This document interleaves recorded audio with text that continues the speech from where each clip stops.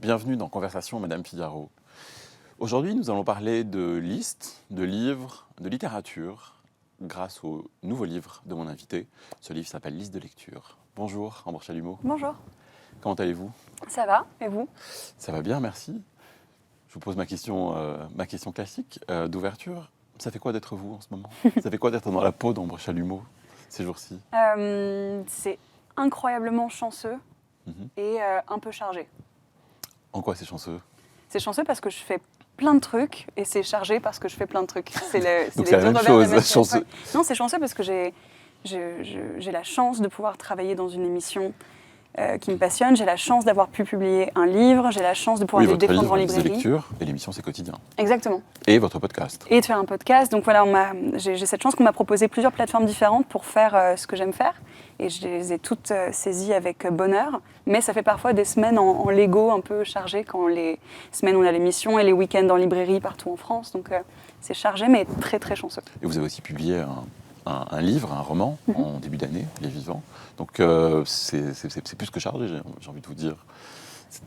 Effectivement, tout ça s'est fait de manière un peu organique parce que si j'avais dû faire un grand plan de stratégie, je ne sais pas si sortir 2 livres dans un laps de temps si court était malin, raisonnable ou même serein en termes de rythme. Mais tout ça s'est fait de manière assez spontanée où j'ai sorti le livre en mars, après le roman en mars, après un travail d'édition normal. Et c'est dans la foulée de ça que les éditions L'Iconoclaste, ayant écouté le podcast que je fais sur les livres, ont manifesté de l'intérêt. Et donc on est parti en mission commando pour le sortir dans la foulée. Vous avez dit raisonnable. Est-ce que vous êtes une personne raisonnable? Je crois que je suis une personne excessivement raisonnable, limite chiante. Ah bon? Mais ouais, franchement. Dans quel sens? Je suis vraiment pas très wild, quoi. Moi, je suis plutôt sérieuse, plutôt calme, plutôt peureuse, plutôt studieuse. Mais peut-être que c'était pas raisonnable d'accepter autant de projets en même temps. Mais sinon, non, moi, je suis plutôt première de la classe, tristoun, que dernière de la classe, punk et dangereuse. Au fond de la classe, à côté du radiateur. Vous étiez première de la classe? J'étais 2e, j'avais 19 de moyenne au collège et un mec avait 19,5. On était pire ennemis. Mais depuis, on est devenus amis. Passé cette némésis initiale, maintenant ça va beaucoup mieux. Non, oui, j'étais plutôt première que dernière, ouais. Je vous propose de regarder la photo que vous nous avez envoyée. Oui, je pense qu'elle va parler d'elle-même. Voilà, on regarde. Voilà. Alors. C'est là où on aurait pu se douter que ça allait finir comme ça, toutes ces années plus tard. Absolument. Racontez-moi un peu, c'est quoi, c'est où, c'est quand? C'est en vacances d'été. Ouais. Je ne sais pas très bien quel âge j'ai, 7, 8, 9, je ne me rends pas compte. C'était une époque de ma vie où clairement je ressemblais un peu à Jules-Édouard Moustique, c'est un peu problématique, mais bon, avec les cheveux très très longs. Et l'été, moi je lisais énormément. Pareil, on parlait de raisonnable, j'étais pas trop celle qui allait se casser le bras en faisant des saltos sur la plage. Moi j'étais plutôt du genre à bouquiner dans mon coin. Et à la fin de chaque été, ma mère me prenait en photo avec mon trophée de chasse du mois, avec tous les livres que j'avais lus. Donc vous avez lu tous ces livres en un mois? Ou 2, oui. Mais ouais, exactement. Vous vous souvenez, est-ce que vous êtes capable de les reconnaître? Là, ils ne sont pas tournés de manière arrangeante pour les identifier, mais je pense qu'il y avait... Moi, à ce moment-là, je lisais vraiment des trucs, des livres jeunesse pour le plaisir, pour l'évasion. Et donc, c'était généralement des trucs qui se passaient dans le passé, parce que ça me faisait un peu fantasmer, soit l'Égypte ancienne, soit la cour de Versailles. Il y avait une série pour enfants qui s'appelait Les Colombes du Roi Soleil, ça me revient, qui était vachement bien. Donc ça, je les dévorais. Il y avait aussi une collection chez Gallimard, il me semble, de faux journaux intimes de personnalités historiques. Et donc, j'en lisais beaucoup. Je pense que si on pouvait retourner les livres, on en verrait pas mal. Il n'y a pas Proust et Kafka là-dedans, en tout cas, ça, pas encore. D'accord, je suis presque rassuré. Qu'est-ce qui vous a pas donné envie, mais quel a été le premier livre? Est-ce qu'il y a un premier livre dont vous vous souvenez? Est-ce qu'il y a une première... Je crois que vous avez déjà dit que c'était plusieurs choses, plusieurs personnes qui vous ont sans doute donné des... Mais est-ce que vous avez un premier souvenir ou alors une sorte de première étincelle? J'aurais du mal à me souvenir du tout premier. Ça a un peu toujours été là. J'imagine que ça a été aussi façonné par le fait d'avoir des parents qui lisaient beaucoup. Et donc, je pense que dès que j'étais toute petite, c'était un peu un truc qu'ils encourageaient chez moi. Mais je me souviens pas non plus que ça a été un genre de dressage, quoi. Genre, il faut que tu lises. C'est venu assez naturellement. Et une fois que j'avais chopé le truc et que je lisais beaucoup, y a plein de gens qui ont été très contents de effectivement me parler de leur livre préféré à eux et de me suggérer des choses. Donc l'étincelle initiale, je crois qu'elle est venue naturellement, comme beaucoup d'enfants, quoi, un truc d'évasion. J'étais aussi un petit peu solitaire, donc je crois que les enfants qui ont beaucoup de temps libre se tournent parfois vers la lecture, pour combler le temps. On dit beaucoup que la transmission, justement, se fait pour les enfants par le fait de voir leurs parents, ou en tout cas des gens dans leur entourage, lire, ou en tout cas qu'il y ait des livres, etc. Mais que lisaient exactement vos parents? Est-ce que vous avez un souvenir de ça? C'était quoi comme genre de lecture? Je me souviens plus tellement de ce qu'ils lisaient quand j'étais petite, mais en revanche, je pouvais voir tout ce qu'ils avaient lu. J'ai grandi j'ai eu la chance de grandir dans un appartement où il y avait une bibliothèque vraiment immense et remplie de livres. Il y avait Proust et Kafka? Il y avait Proust et Kafka, mais très haut, très loin. Il y avait des trucs plus chouettes à portée de main. Beaucoup de livres, beaucoup de DVD. Et donc, en grandissant, je pouvais aller piocher dedans. Même chez ma grand-mère aussi, je me souviens, il y avait des murs entiers d'Agatha Christie. Donc, je piochais dedans petit à petit. Ça a commencé comme ça. Donc, oui, je crois que je les voyais faire, mais j'ai vraiment l'impression qu'ils ont été assez malins, qu'ils ne m'ont pas fait sentir une espèce de pression de devoir le faire. Ça s'est fait assez naturellement. Et une fois que j'ai aimé ça, rapidement, des cadeaux qu'on me faisait, que des amis de mes parents me faisaient, qui se donnaient un peu comme ça des positions de guide, c'était... voyant quand j'avais des petits départs de feu, ils venaient les alimenter. Donc, t'aimes bien les Beatles? Bouge pas, j'arrive. Voici David Bowie. T'aimes bien tel livre? Attends, bouge pas. Ça va te plaire. Et ça s'est fait comme ça, de manière assez désorganisée, mais hyper efficace. Et à quel moment votre position de récepteur s'est inversée? À quel moment vous avez eu envie vous-même de transmettre et de passer ça? Vous savez quoi, je crois qu'en fait ça date d'il y a longtemps. Je crois que c'est venu un peu en même temps. C'est-à-dire que comme moi, on me présentait des films, des livres, des musiques en m'expliquant beaucoup de choses dessus et que j'adorais qu'on le fasse, j'adorais cette sensation de devenir plus intelligente, de pouvoir non seulement dire j'aime une musique, mais d'être capable de dire alors c'est tel artiste qui l'a faite et voici l'anecdote de fabrication derrière. Je crois que les nerds, les consommateurs de culture, on est toujours très gourmands de ça, de la petite info, l'anecdote de tournage, C'est encore plus génial quand ces anecdotes-là, c'est des histoires de bidouilles, quoi. C'est le son de batterie sur Revolver des Beatles, c'est qu'on a mis un pull dedans. C'est telle anecdote de tournage de tel acteur qui a improvisé. On adore savoir ça, on adore raconter ça. Donc moi, très vite, comme on me transmettait les choses, j'adorais les répéter. Je crois qu'en fait, j'étais casse-couille dès le départ.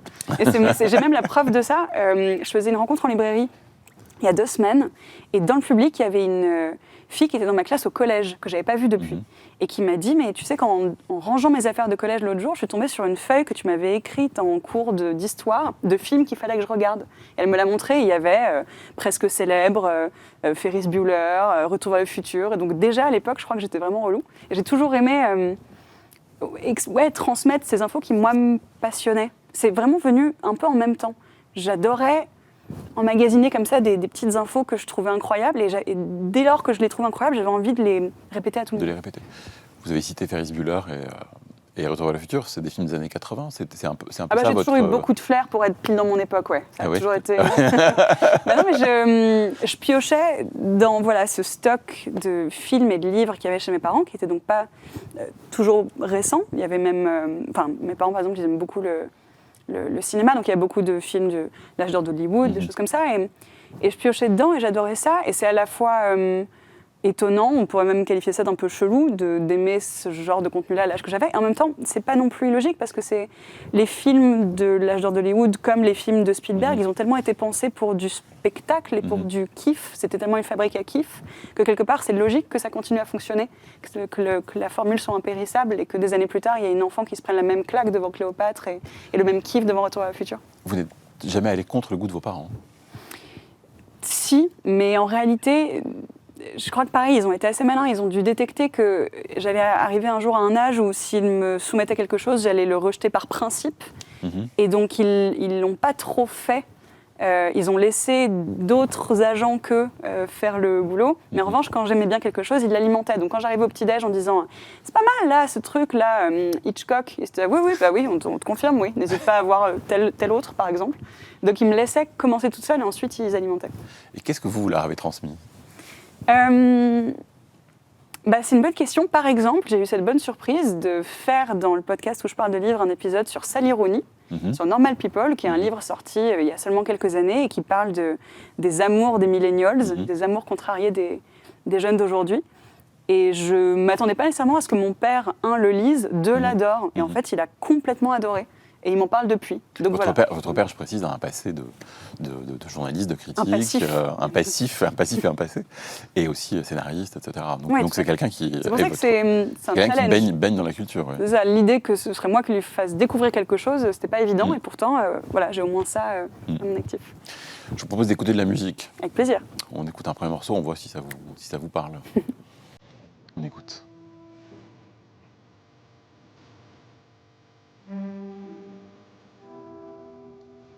Alors j'ai la chanson, mais je sais pas si je reviens pas prête. Quelle est la chanson de... La chanson c'est Cosmic Dancer de T-Rex, qui est derrière dans la BO de Billy Elliot. Mais là, l'interprète... c'est Nick Cave. Ah, trop beau, trop beau. C'est une version assez sublime que Nick Cave continue à faire. C'est une version qu'il a enregistrée dans les années récentes, mais qui continue à jouer de temps en temps sur scène au piano. Ah, je connaissais pas du tout. Qu'est-ce que ça vous raconte, ce genre de chanson, cette chanson-là en particulier, T-Rex, est-ce que ça a été quelque chose d'important ou pas du tout? Et quelqu'un comme Nick Cave aussi, on est clairement dans deux générations de chanteurs, de crooners même quasiment, de crooners pop, de figures comme ça assez imposantes. Est-ce que ça vous parle? Est-ce que c'est ce genre de musique-là qui vous accompagne? Bien sûr, c'est si beau. Et on parlait d'ailleurs de ça, de comment... vouloir non seulement transmettre des chansons, mais leur donner un éclairage. Nick Cave, par exemple, je trouverais ça dur de parler de sa musique à quelqu'un sans raconter ce qu'il y a à savoir sur lui aussi, sur les drames qu'il a encaissés. Je veux dire, ça donne une telle profondeur à ce qu'on entend. L'écouter une première fois et on se dit que c'est magnifique, c'est obligatoire, mais savoir ce qui se cache derrière, savoir qu'il a perdu ses enfants, savoir les conditions de création, ça éclaire tout. Enfin, une fois qu'on sait ça, il pourrait nous chanter une souris verte qui courait dans l'herbe, on aurait les larmes aux yeux quand même, quoi. Et j'aime beaucoup, pareil, on parlait de récits qui accompagnent la culture. Moi, j'adore quand on peut dézoomer sur un siècle et voir la culture comme un passage de bâton ou comme une conversation en plusieurs bandes. Ça, j'adore ça. Il y a quelques jours, je faisais un ciné-club pour les cinémas MK2 et on projetait Blowout de Brian De Palma. Et j'adore pouvoir me dire qu'on prend le cinéma et que voilà, un jour Brian De Palma, il a vu des films de Hitchcock et ça a changé sa vie. Donc il a fait Blowout, mais un jour Quentin Tarantino a vu Blowout et ça a changé sa vie. Donc il a fait Pulp Fiction, mais un jour d'autres gens ont vu Pulp Fiction et ça a changé leur vie. Donc ils ont fait leur film. Et c'est marabout, bout de ficelle de la culture, je trouve ça toujours trop génial. Et est-ce que vous pensez qu'ils ont tous vu Blow Up d'Antonioni? Alors De Palma très certainement, puisqu'il l'a pastiché. Et Tarantino, j'ai assez envie de croire que oui, vu qu'il a quand même tout vu, cet homme, c'est très agaçant. Est-ce que vous pensez qu'à un moment, une œuvre culturelle, un livre, un disque, un film, arrive et justement dans ce dialogue culturel, une œuvre arrive et elle disqualifie toutes les autres? C'est-à-dire que finalement, d'un coup, il y a quelqu'un qui prend un peu la majorité en quelque sorte et qu'on n'a plus besoin ou en tout cas que le reste apparaît un peu moins fort. Ou pas. Je pense que ça définit beaucoup de choses dans cette conversation plusieurs bandes, la porte d'entrée qu'on a. Par exemple, je pense que quelqu'un qui commencerait le rock en écoutant du punk très énervé écouterait Chuck Berry et trouverait ça chiant à mourir. Et c'est pour ça que c'est intéressant d'avoir quelqu'un qui vient expliquer le contexte et rappeler que là, ce qui te paraît très calme et très chiant, à l'époque était une révolution et voici pourquoi. Moi, ça, j'y crois énormément et dans les exercices que je pratique de transmission, typiquement dans ce livre-là, ça, c'est un truc auquel je crois. On ne va pas tous nécessairement aimer au premier abord les mêmes choses. Parfois, il y a des aspects brillants de certaines œuvres qu'on ne peut pas deviner tout de suite. Il faut qu'on nous les explique. Et d'ailleurs, qu'on nous les explique, l'œuvre n'est inaccessible à personne. Et surtout, c'est génial de détenir ce savoir-là. Et c'est pas de la triche que de se faire expliquer les choses. Oui, c'est vraiment ce qui me marque quand j'écoute votre podcast et quand je regarde le livre. C'est-à-dire que vous annoncez une œuvre, mais vous prenez du temps sur les 20 minutes, quasiment la moitié la moitié de ce temps-là au moins, pour raconter le contexte, pour raconter l'auteur. Par exemple, je pense à l'épisode sur Patrick Modiano, alors à celui sur John Didion, où vous racontez vraiment tout le contexte, toute l'évolution. Et je crois qu'à propos de Modiano, vous utilisez même le terme de dézoomer pour bien comprendre tous ces livres. Et ça m'a frappé, quasiment cette nécessité que vous avez de contextualiser. Le résultat que je voulais atteindre, c'était que je ne veux jamais que ce que je propose, ce soit uniquement mon opinion. Je m'autorise à la donner quand c'est celle de l'enthousiasme, parce que je pense que l'enthousiasme, ça peut être très communicatif, et c'est aussi un gage de sincérité, et donc la sincérité, c'est un peu un pacte qu'on fait aussi avec la personne qui nous lit, c'est de dire, parfois je vais te parler de choses très anciennes et très longues, et peut-être très, très intimidantes, mais fais-moi confiance. Donc il faut cette sincérité-là, et c'est là où j'utilise un ton personnel et subjectif, mais sinon, je me refuse à ce que ce soit juste mon opinion, je veux toujours qu'il y ait de l'information. Je veux toujours que... on ne puisse pas sortir d'un podcast ou d'un chapitre en disant juste elle a dit ce qu'elle en pensait. Il y a toujours une matière informative qui doit être indéniable et vraiment très présente. Vous faites du journalisme. J'essaye, écoutez. Mais ouais. On écoute un autre morceau ? Avec plaisir. On écoute.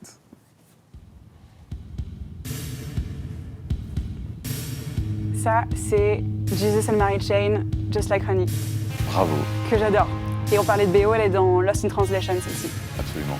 Elle est magnifique. Qu'est-ce qui vous plaît ? Listen to the girl as she takes on half the world. Ça, c'est un truc que tu écoutes dans ta chambre d'ado quand tu te sens comme un pauvre mollusque moche. Et c'est inspirant. Elle est magnifique, cette chanson, parce que moi, dans mes playlists, j'ai différents moods. Il y a la playlist tristesse. Il y a la playlist OK, c'est la guerre. Mais c'est important d'avoir des chansons un peu tremplin qui te sortent de l'un pour t'amener à l'autre. Et celle-là, elle est très douce, très mélancolique, mais pourtant, elle est vraiment plutôt tournée vers la suite, quoi. Ouais. Et donc, quand on en sort, on est toujours plus serein et plus armé, je trouve. J'adore cette chanson. Elle est magnifique. Bah, moi aussi. Elle a une grande énergie, je trouve. Malgré, mais dans une immense douceur. Absolument, absolument. Une chanson extrêmement douce. Je suis heureux de partager ça avec vous. Une autre chanson ? Avec plaisir. On écoute.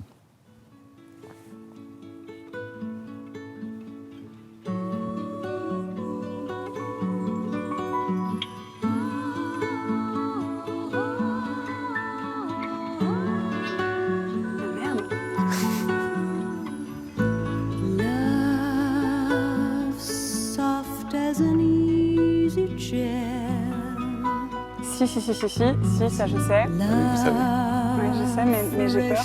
Non, faut pas avoir peur. Ça rassemble plusieurs choses. C'est Barbara Streisand. Oui, c'est ce que j'allais dire. C'est une étoile aînée. Oui, c'est ça, ok, non. Donc aussi John Didion et John Corridan. Oui, tout à fait. Oui, je me disais bien que c'était Barbara Streisand. Ça me rappelait la voix de la musique de... C'est quoi, c'est Nos plus belles années. J'étais en train de mélanger tous les titres. Voilà, c'est ça, oui. C'est pas Nos plus belles années, oui, non, c'est ça. Voilà. Bah pareil, on parlait de dialogue culturel, ça c'est fascinant. Comment Judy Garland donne Liza Minnelli, qui donne machin. Comment Vincent Minnelli, Étoile aînée, A Star is Born, avec Chris Christopherson et Barbara Streisand. Puis donne A Star is Born avec Lady Gaga. Et en fait, d'un coup, après tout ce qu'on a dit, on se retrouve à avoir un point commun entre... John Didion et Lady Gaga, voilà, comme ça. Tout comme, d'un coup, on raconte que on peut prendre quelqu'un et dire tu connais Edith Wharton, c'est une vieille autrice américaine qui a été la première femme à avoir le prix Pulitzer. Tu sais qui a eu le prix Pulitzer? Kendrick Lamar. Et hop, il y a un point commun entre Edith Wharton et Kendrick Lamar. C'est foutraque, mais c'est joyeux. Et tout ça par exemple, enfin, on peut accéder à tout ça, par exemple, juste en lisant un livre de John Didion, L'année de la pensée magique, par exemple. Exactement. Et moi, je pense que pour recommander un livre, c'est génial d'avoir plusieurs portes d'entrée possibles et qu'elles se valent toutes. On peut recommander John Didion, par exemple, en disant il faut que tu la lises car tu veux être journaliste et c'était un pilier de journalisme, car tu aimes la Californie, elle a écrit sur la Californie, car tu es féministe, elle a été une icône féministe, car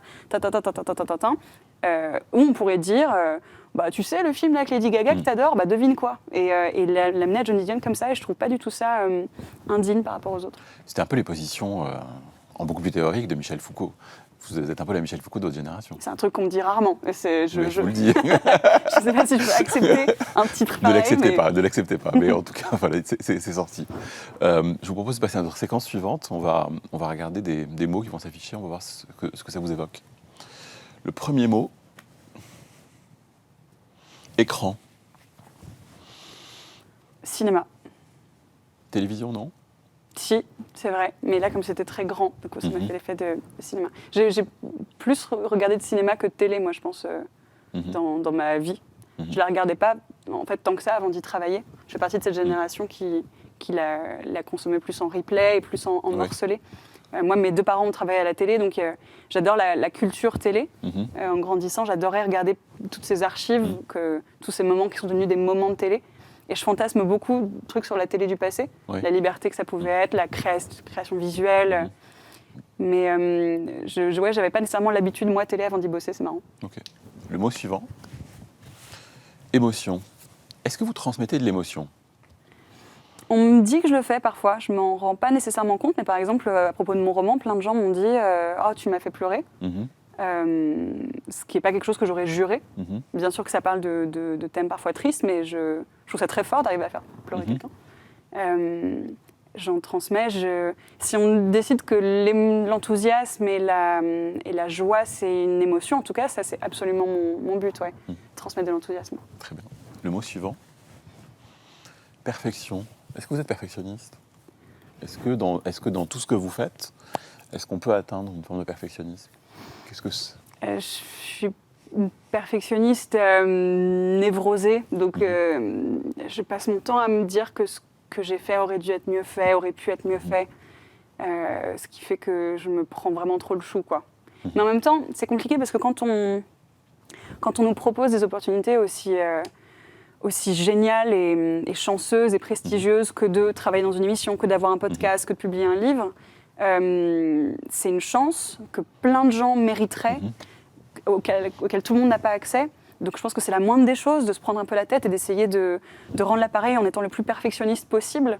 Mais après, il y a aussi un truc de santé mentale à acter, qui est que typiquement quand on fait une émission quotidienne, ce qui est compliqué, c'est qu'on montre sa copie tous les jours. Et en fait, il y a peu de jobs où on est excellent tous les jours. Il y a peu de jobs où on rend des copies à 20 sur 20 tous les jours. Donc on se rend un peu fou avec ça. Je pense qu'il faut une... C'est important de garder une saine part de prise de tête là-dessus, de se dire ok, on me donne des opportunités géniales, il faut que je les mérite, il faut que je sois perfectionniste. C'est dommage de perdre ça. En même temps, il faut savoir se protéger un peu aussi, à faire plein de projets en même temps. Si on se rend folle sur chacun des projets, on devient folle tout court. Ah oui.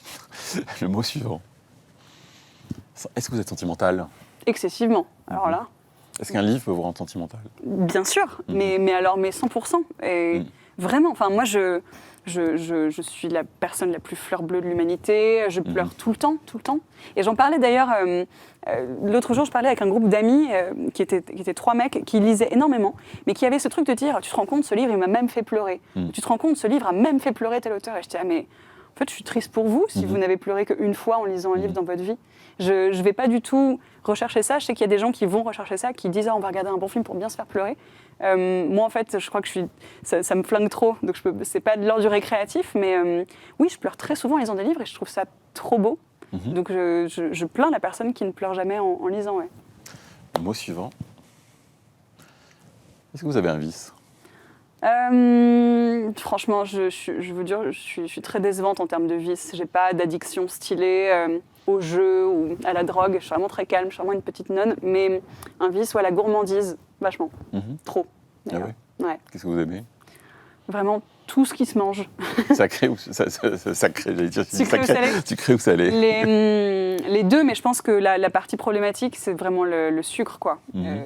J'ai vraiment été la gamine qui mangeait trop de gâteaux, trop de bonbons, et ça m'a un peu resté. Donc ça, il faudrait que je bosse là-dessus. Est-ce que l'accumulation de livres, de disques, est-ce que l'accumulation culturelle est un vice ? À un moment, est-ce que ça remplace quelque chose ? Je pense que si on parle d'addiction, c'est vraiment une addiction saine. C'est même une...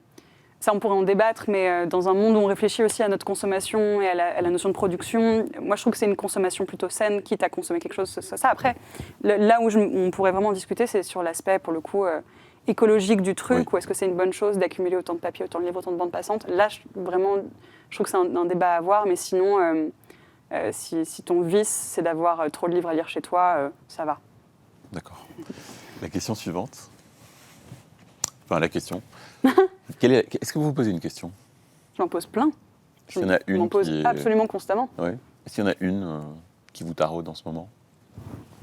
C'est tristement pragmatique, mais comment mieux m'organiser, par exemple. J'ai l'impression de m'éparpiller pas mal, et toujours avec cette notion de perfectionnisme et d'envie de mériter les choses.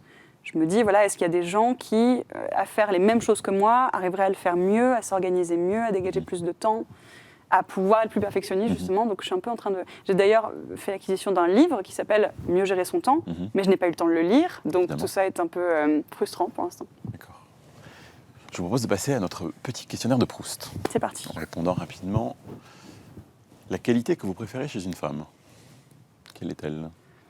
J'aime beaucoup ce qu'on appelle aujourd'hui, et c'est peut-être un mot qui fait grincer des dents certains, mais la sororité. C'est-à-dire que cette manière qu'ont les femmes parfois de se soutenir entre elles, de se rehausser les unes les autres, de vivre leurs victoires individuelles comme des victoires collectives, de prendre soin les uns des autres. C'est pas du tout systématique.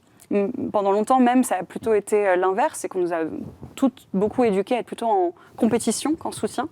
Mais aujourd'hui, j'ai l'impression que ça arrive de plus en plus, et quand ça arrive, je trouve ça magnifique, c'est trop beau. La question suivante, c'est son écho. Quelle est la qualité que vous préférez chez un homme ? Je pense qu'il y a encore quelques années, j'aurais dit l'intelligence, l'humour. Mais en fait, j'ai la chance, depuis quelques années, de sortir avec un mec gentil. Et je crois que c'est devenu mon nouveau non-negotiable, en fait. La tendresse chez un homme, c'est vraiment magnifique. C'est-à-dire qu'il nous veuille du bien, qu'il nous fasse du bien. Et je crois que moi, j'ai beaucoup grandi en fantasmant certains personnages de littérature très flamboyants et 100% toxiques. Et il faut vraiment réhabiliter le mec gentil, quoi, qui est un peu pris cher dans la culture et qui, en fait, c'est l'unique qualité qu'on devrait rechercher. La question suivante. Votre principal défaut ? J'en ai 1000. L'angoisse. Très bien. La question suivante. Votre occupation préférée ? Le premier truc qui me vient en tête, là, c'est rire avec mes amis. Parfait. Et enfin, votre rêve de bonheur ? Là, en vrai, je suis vraiment déjà pas mal. Mais là, l'image qui me vient, on est vraiment de la thérapie. Je m'allonge sur ce divan et je vous parle de l'image qui me vient. Rêve de bonheur, je dirais un salon ensoleillé, un couple heureux, des amis et des parents fiers de moi, et moi qui fais des choses que j'aime et peut-être plus apaisé, moins de tracas là-haut. Très bien. Avant de se quitter, je vais prendre un risque, je vais vous offrir un livre. Ah merde, je déteste ça, mais allons-y. Ça s'appelle Du beau monde. Du beau monde. Dans le vôtre, il y a 20 livres. Dans celui-ci, il y a 20 entretiens. C'est des entretiens qui sont pareils dans les Inrocks, dans les années 80. Je pense que ça peut vous il y a du beau monde, Patti Smith, Coppola, David Lynch, Springsteen, on va s'entendre. Trop bien. C'est ce que je me suis dit. Merci beaucoup. Merci à vous, merci d'avoir été là. Merci à vous pour l'invitation. Merci de nous avoir écoutés et à la semaine prochaine pour un nouvel épisode de Conversation. À la semaine prochaine.